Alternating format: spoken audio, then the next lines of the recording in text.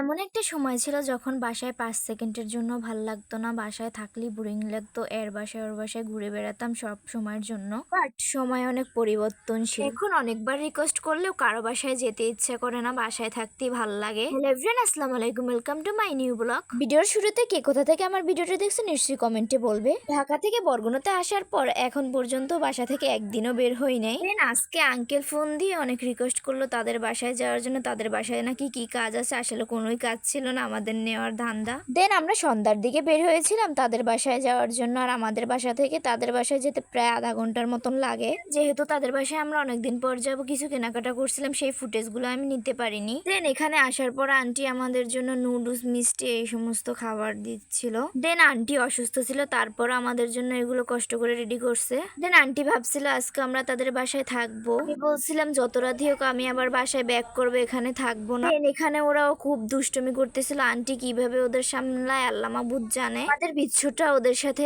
খেলতেছিল। দেন আজকে আমার মুডটাও অত ভালো ছিল না, তাই জন্য আমি অত বেশি ফুটেজ নিই নাই। দেন এখন আবার আমরা তাদের বাসা থেকে বাসার উদ্দেশ্যে রওনা দিব। এখন প্রায় 9টা বেজে গেছে, আমাদের তো তারা ছাড়বেই না, তারপরে আমরা যাইতেছি জোর করে। এখানে আমরা বাসার সামনে দাঁড়াইছিলাম, ওরা আমাদেরকে এখানে বেশি টাটা দিচ্ছিল। বাসার সামনে অনেকক্ষণ দাঁড়িয়ে আমরা গাড়ি পাচ্ছিলাম না, তাই জন্য সামনের দিকে হাঁটতেছিলাম গাড়ির জন্য। যেহেতু অনেক রাত হয়েছে তাই জন্য রাস্তাঘাটও অনেক ফাঁকা ছিল। অনেকক্ষণ হেঁটেও আমরা গাড়ি পাচ্ছিলাম না, তারপর আমার সামনে পড়লো ফেভারিট কদবেল। আর এখানে একটা ভাইয়া দেশি চিংড়ি মাছ বিক্রি করতেছিল। যেহেতু অনেক রাত হয়ে গেছিল তাই জন্য আমরা কম দামের ভিতর পেয়ে গেছিলাম। আর এখান থেকে আমরা কিছু সবজিও নিলাম, তাজা তাজা সবজি ছিল এখানে। যদিও আমাদের বাসার সামনে থেকে সবজি কেনা যায়, কিন্তু আম্মু বলছিল এখান থেকেই নিয়ে নে।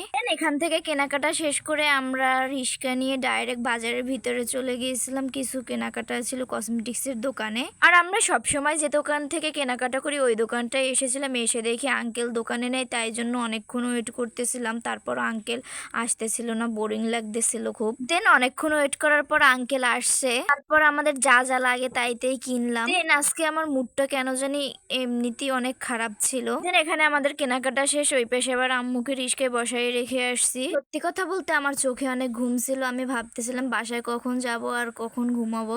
দেন এখন বাজছিল প্রায় 9টা, সাড়ে 9টা, আর আমার মনে হচ্ছিল অনেক রাত হয়ে গেছে। এখানে আমরা রিস্কা নিয়ে নিলাম বাসায় যাওয়ার জন্য।